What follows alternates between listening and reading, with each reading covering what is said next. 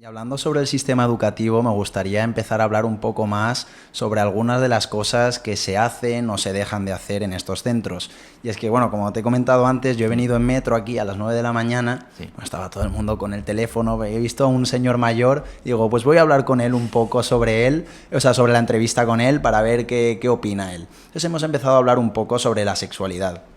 Y me comentaba que los padres, él también es padre, considera que es como un poco un tema tabú, que no pueden hablar con sus hijos y delegan bastante al sistema educativo. Claro. Pero lo mismo pasa con el sistema educativo. Me comentaba que sí, pueden hacer charlas sobre el acto sexual y demás, pero no te explican lo que es dar un abrazo, lo que es dar un beso, no te explican la sexualidad desde un punto de vista completo, ¿no?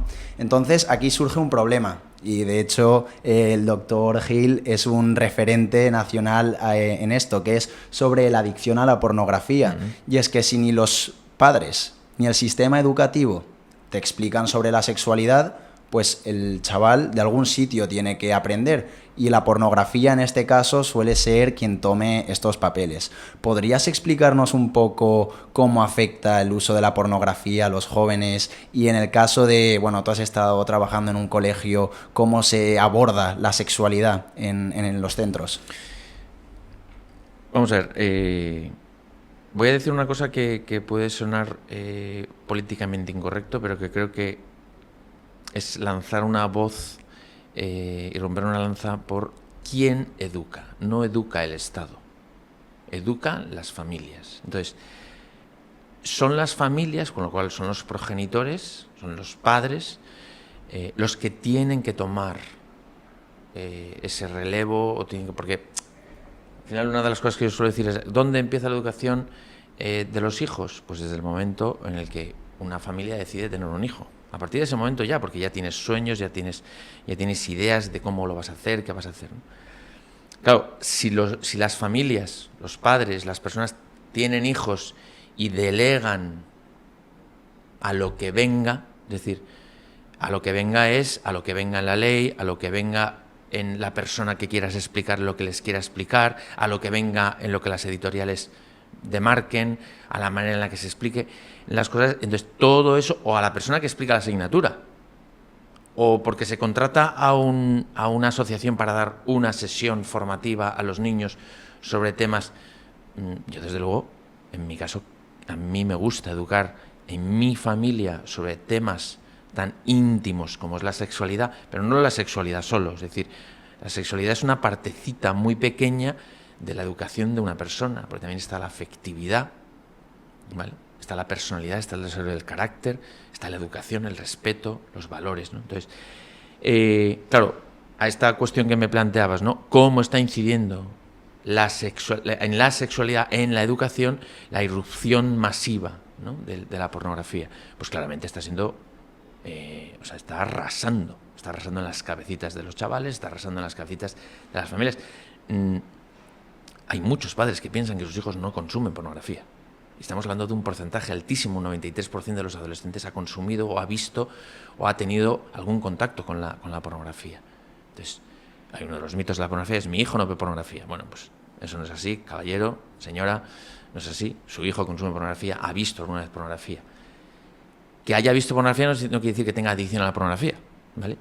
Pero lo que sí que está claro es que hay un momento determinado en el que la pornografía se ha convertido en la biblioteca sexual de los chavales y de los alumnos. Y esto, los profesionales de la educación, las familias, las entidades públicas, políticas, sociales, deben de saberlo. Sin ir más lejos, estamos dando cursos de formación en entidades públicas, desde la asociación con la que yo trabajo, es darle una vuelta, para dar formación a este respecto, porque se están encontrando, que se van viendo cómo a las familias, en los chavales, se están produciendo una serie de cambios en el estilo de aprendizaje, en el sueño, en la salud mental, en el trato, en las relaciones sanas, comprensivas, compasivas, en las relaciones entre dos personas que se están convirtiendo en relaciones que al final acaban rompiéndose porque son violentas. Todo eso tiene mucho origen en la pantalla y, por supuesto, en la pornografía. No podemos negar que vivimos en un mundo hipersexualizado, absoluta y totalmente pornificado. Vemos la televisión como es un anuncio. está sexualizado. Y lo banalizamos y lo tomamos como algo normal. Claro, si nos metemos en un aula en donde hay 25 o 30 niños de su madre y de su padre, que cada uno recibe X número de inputs diarios a través del terminal, eso es una coctelera. Claro. De hecho, me estaba enseñando antes, Juan, un vídeo que habéis realizado en vuestra fundación, bueno, en vuestro grupo, que lo pondré, si no lo he puesto al principio, lo pondré ahora, Muy que bien. realmente se puede ver muy bien esta problemática, que es algo real, que sucede y que muchas veces profesores o padres piensan que no está pasando cuando realmente es algo que está ocurriendo y ya. Por concretar un poco, por ejemplo, un chico el que haya sido educado con pornografía, ¿qué problemas puede tener en su día a día o en un futuro? Si es la pornografía la que ha educado, lo primero que va a tener va a ser problemas en sus relaciones sexuales. Porque lo que ha visto es ficción y no se corresponde con la realidad. Muy posiblemente, si lo ha educado a la pornografía, no solo no va a tener dificultades en el establecimiento de los vínculos y las relaciones sociales, sino que además va a chocar en las relaciones porque va a pedir cosas que no se pueden pedir. O va a hacer cosas que no se pueden hacer. Eso va a generar un entorno de desconfianza, de violencia, de incomodidad, con lo cual esa persona va a acabar siendo una persona a la que van a rechazar más tarde o más temprano. Entonces, ¿por qué? Porque no hay conexión empática. O sea, la pornografía, una de las cosas que más daña es la conexión empática. O sea, esto es destacable. La pornografía está dirigida por y para el varón, fundamentalmente, aunque hoy en día, lo podemos abordar luego, hoy en día también hay muchas mujeres que consumen pornografía, muchas parejas que para llegar al acto sexual consumen pornografía. Entonces, eso al fin y al cabo no deja de ser para excitarse, para estimularse o para masturbarse, y acaban teniendo disfunciones eréctiles. O sea, disfunciones sexuales, tanto en el hombre como en la mujer, ¿no? Un chico que educado en la pornografía, si no empatiza, no entiende, no mentaliza, no sabe de valores, no. ¿Por qué? Porque va a lo suyo, a lo que él quiere, porque es lo que ha visto, es lo que él ha aprendido. No ha aprendido de una relación sana, no ha aprendido. Y otra cosa que hace la pornografía para las relaciones sexuales, cero creatividad. Porque todo tiene que ser arreglo a unos modelos que son aprendidos y que no son precisamente los de una relación afectivo-sexual sana, ¿vale? Por el sometimiento, por la cosificación, la objetivización. O sea, todo eso es una cuestión que al final acaba generando en el adolescente una manera de dirigirse en donde hay una desconexión respecto al otro. Claro. Con lo cual es muy difícil que a través de la pornografía realmente reciba una educación sexual. Bueno, educación sexual puede, pero que sea sana, comprensiva y que establezca vínculos positivos, con lo cual no podemos deslindar la sexualidad de la afectividad. En la pornografía hay solo y exclusivamente genitalidad, no hay afectividad. Y por lo tanto, un niño que se educa en ese entorno, siendo su biblioteca sexual, siendo quien enseña, el profesor o la profesora o el padre o la madre es la pornografía, va a salir muy dañado. Claro. ¿Y cómo crees que debería regularizarse esto? ¿Crees que debería abolirse por completo, moderar su uso a determinadas edades? ¿Cómo crees que debería abordarse este tema de la pornografía? A ver, estamos hablando del mundo educativo, estamos hablando de los alumnos, de las alumnas, de los niños, de los menores, pero están ahí los jóvenes. Es decir, los casos que está habiendo de agresiones sexuales va cada vez a más, cada vez son más jóvenes. Esto quiere decir que también hay adultos, jóvenes y adultos, los hay, que también lo consumen. La pornografía hace daño, si hace daño a un niño, hace daño a un adulto. No se puede decir, no, la pornografía para un adulto es inocua. No, la pornografía hace igual de daño a un adulto que a un niño. Entonces, Juan, ¿a ti qué te parece el consumo de pornografía? Pues malo. O sea, malo en el sentido de que acaba dañando, porque no. Si tú y yo nos ponemos a ver pornografía, lo que vamos a ver, vamos a aprender también, y hay modelos que nos van a cambiar la manera en la que nosotros nos relacionamos con los demás. No con las, sino con los. los demás. Porque también en las relaciones de igual a igual también cambian. Porque se cosifica a la mujer y cuando tú y yo, si somos consumidores habituales de pornografía, nos ponemos a hablar, vamos a hablar de la mujer como si fuese un objeto, no como si fuese una persona que merece un afecto, un cariño, un cuidado. ¿Ok? Sí. Con lo cual, todo lo que daña a un niño daña a un adulto, todo lo que daña a un adulto daña a un niño. Con lo cual, todos somos potenciales adictos a la pornografía, todos somos potenciales consumidores de pornografía y a todos nos puede dañar. O sea, tenemos casos en consulta de gente que lleva 35 años consumiendo pornografía. Gente que con 70 años acude a consulta. Con 60, con 50. Rupturas matrimoniales por consumos de pornografía. No estamos hablando de gente que tiene 25 o 30 años, no, 45, 50. Que quizá a lo mejor en un momento determinado no han visto peligro, pero la realidad es que luego no hay que descartar una cuestión. O sea, ¿qué es una adicción? O sea, pensemos en un adicto al juego, un adicto al alcohol. ¿Cómo irrumpe en su vida el alcohol? ¿Cómo irrumpe el juego? Exactamente igual la pornografía. No puedo dejar de consumir, tengo que hacerlo sí o sí, económicamente hago lo que sea necesario, solo vivo por y para ese consumo. Entonces, no solo se daña la conducta, no solo hay cambios a nivel neurobiológicos y neurofisiológicos, psicológicos, también hay dificultades en las relaciones familiares, personales. Todo eso daña a la persona, con lo cual caen en depresión, trastornos de ansiedad y conductas adictivas muy importantes, que inicialmente pueden ser por las pantallas, posteriormente por el consumo de pornografía, pero luego alcohol, tóxicos, incluso prostitución, o incluso con prostitución. Y una pregunta, porque en este podcast sí que hemos traído a un exadicto que consumía, Raúl, le pusimos como nombre porque quería mantenerse anónimo, y él consumía fundamentalmente cocaína. Entonces, a mí la duda que me surge es qué diferencias hay entre una adicción normal y una adicción no tóxica, como puede ser la pornografía, Claro. porque no estás consumiendo un tóxico. A nivel psicológico y demás, ¿hay alguna diferencia o viene a ser lo mismo? En lo que es la neurobiología de la adicción es la misma. Pero claro, los canales por los que entra son distintos, ¿vale? Primero porque, entre comillas, consumimos personas. Esas personas tienen unas historias, unas biografías, eso genera una memoria. Esas memorias están ahí y quedan. Son huellas de memoria que quedan dentro de nuestra memoria. Eso incide muchísimo a la hora de todo lo que son los recuerdos. No olvidemos que con una sustancia tóxica una persona pierde incluso en algunos momentos su capacidad para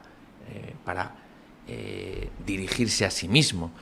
En la pornografía se puede llegar a perder la capacidad de dirigirse a uno mismo porque son comportamientos impulsivos o compulsivos y por lo tanto uno llega a hacer cosas que quizá posteriormente se siente mal por haberlo hecho. ¿Ok? Pero es muy importante cómo entra por el canal visual, el canal auditivo, genera una serie de todo el procesamiento de esa información, todo lo que es la posterior evocación de todas esas imágenes y que son cosas que están constantemente en la cabeza. Entonces, un consumidor de pornografía no necesariamente necesita tener algo, o sea, lo lleva de serie, porque lo lleva grabado, lleva una marca en su cerebro, porque lleva todas esas imágenes que ha consumido.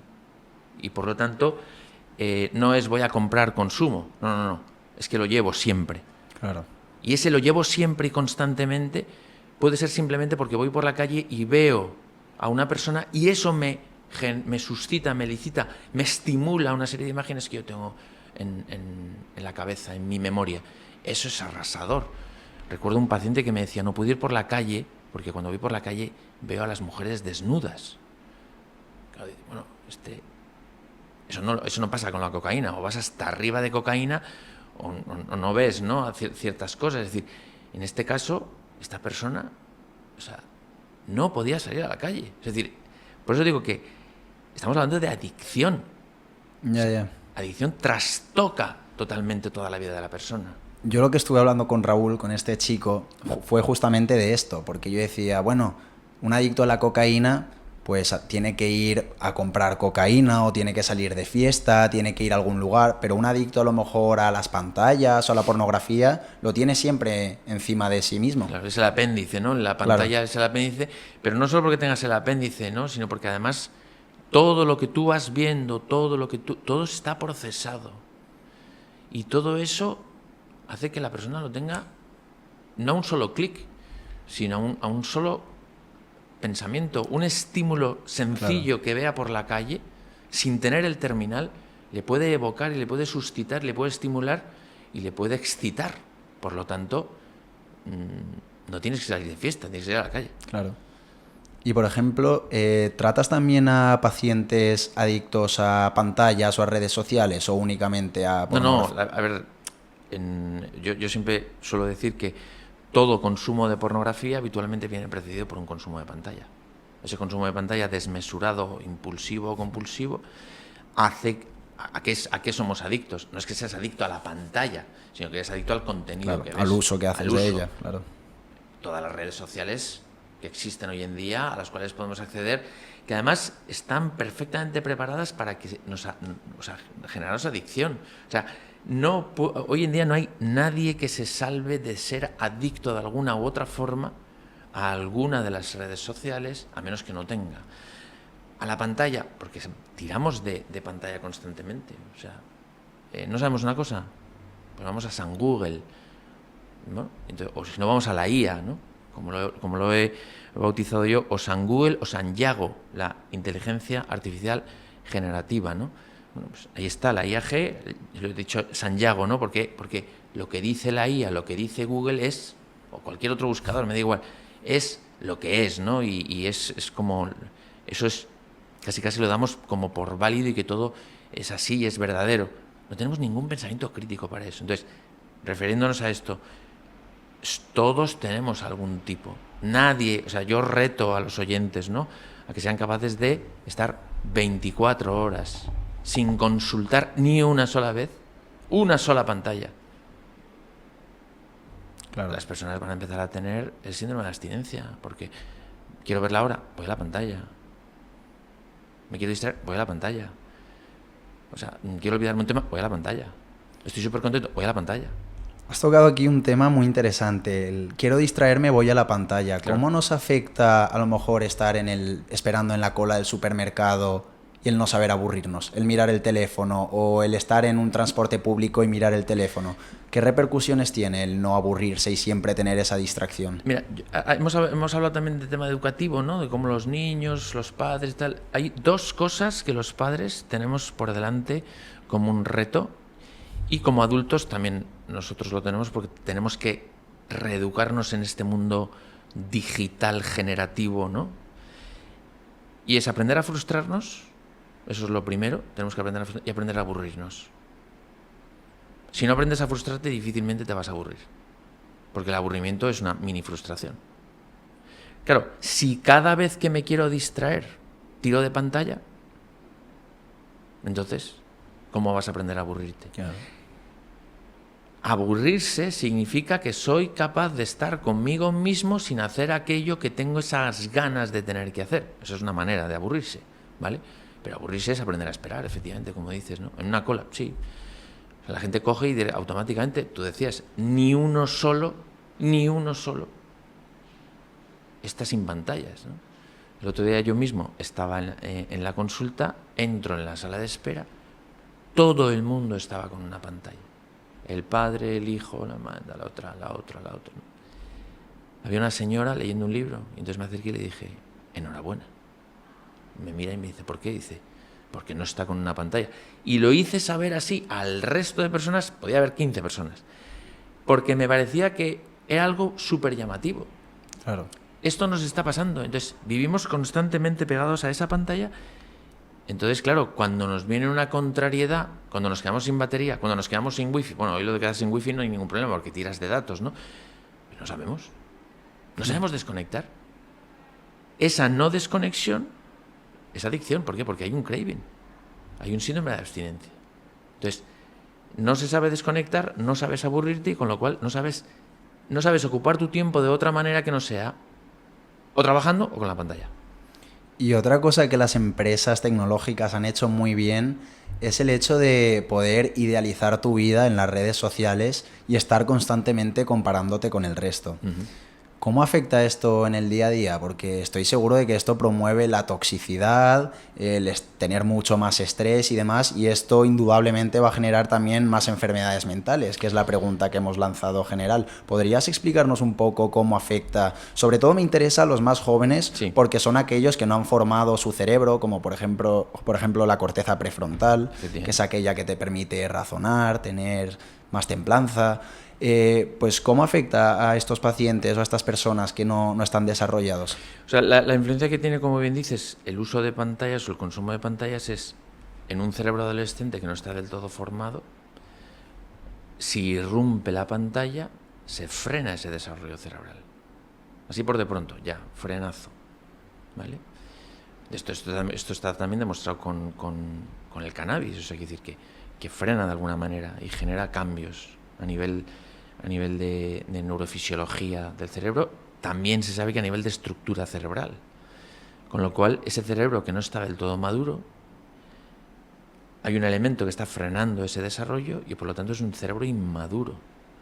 Entonces, es incapaz de desarrollarse. Por eso estamos en un momento estamos en la era en la que mejores y más medios hemos tenido y sin embargo menos sabemos hacer uso, más mal uso hacemos y encima vamos hacia abajo en cuanto a capacidad intelectual. Respecto a lo que me decías de la influencia de las redes sociales en el desarrollo, si están atrapados por el tema de las pantallas, están atrapados por el tema de los likes, están atrapados por las redes, por lo que publican, no publican, si me dicen, si comentan, cómo está este perfil, cómo está este otro. Los chavales de hoy en día no tienen 2, 3, 4, incluso 5 perfiles. Este para no sé cuánto, este para no sé menos, este para los amigos, este para el privado, este no sé qué, y este el público. Claro, eso es como 5 personas distintas que se están constantemente midiendo para ver qué dicen, cómo lo dicen, de qué manera lo dicen y si reciben feedback o no reciben feedback. Eso daña muchísimo. Primero porque no estás en lo que tienes que estar, que es, en el caso de un estudiante, tener que estudiar. Claro, si tienen el teléfono delante y tienen que estudiar, resulta que tienen 5 cuentas, o 3 cuentas, me da igual, que atender difícilmente. Entonces, que si Instagram, que si WhatsApp, que si Snapchat, que si, o sea, YouTube, o sea, vídeos, o sea, todo eso al final genera un estado de alerta de la persona. Los estados de alerta vienen producidos por el temor, el miedo, el famoso miedo a perderse algo, ¿no? El FOMO. Entonces, claro, eso genera ese estado de alerta. Ese es un miedo. El miedo es la base de la ansiedad. Con lo cual, ese estado de alerta va a determinar con mucho, no solo la ansiedad, sino el estado de ánimo. Y ese estado de ánimo se puede ir hacia arriba o puede ir hacia abajo, euforia, manía, y cambiándose como se cambia a nivel neurofisiológico y neuropsicológico, va a haber cambios y esos cambios pueden facilitar la aparición de enfermedades mentales. Claro. Y por traerlo un poco a tierra, ¿Sí? ¿A qué porcentaje de los jóvenes puede afectarle de manera tan drástica esto? Es decir, estoy convencido de que pongamos a los jóvenes como un 100%, habrá parte de ellos que puedan utilizar las redes sociales de manera sana o más sana que el resto. ¿Hasta qué punto le afecta a los jóvenes esto de manera adictiva o de manera más que puede ser más propenso a sufrir una enfermedad mental? Vamos a ver, la propensión o no propensión a la enfermedad mental, entre otras cosas, así de salida, está en la genética. Ahora bien, ¿la genética es determinante? No. ¿Por qué? Porque la educación es lo determinante. La exposición a las experiencias que vamos teniendo son lo determinante. Entonces, lógicamente hay chavales que no tienen tienen una buena relación con las redes sociales, digamos, porque hacen buen uso de las redes sociales, porque saben cortar, porque saben acabar, porque saben lo que tienen que hacer. Hay un porcentaje muy escaso de chavales que sepan hacer buen uso de las redes sociales, ¿no? Digo muy escaso, estoy hablando de un 3, un 5%, o sea, y estoy siendo generoso. Hoy en día los chavales de 12 años tienen redes sociales. Hoy en día ya la gente no se da los números de teléfono, se da el Insta. Bueno, y cosas que yo no sé, porque, en fin, uno ya peina canas, ¿no? Y de alguna manera ya estoy como fuera. Yo aprendo mucho de mis pacientes y me van diciendo cosas, ¿no? De los adolescentes que me encantan, ¿no? Pero claro, al final, esos chavales están constantemente mediatizados, ¿no? Es que hay un influencer que dice, bueno, ya porque lo diga ese influencer, ya eso es... Yo a mis hijas les digo, ¿sobre qué paper se ha basado este influencer para decir esto que tú me estás diciendo? Es cierto que hay muchos influencers muy buenos que sí que utilizan y que a lo mejor son dignos de revisar, ver, tal. A mí eso me parece, todo lo que sea estimular a que las personas pensemos por nosotros mismos me parece fantástico.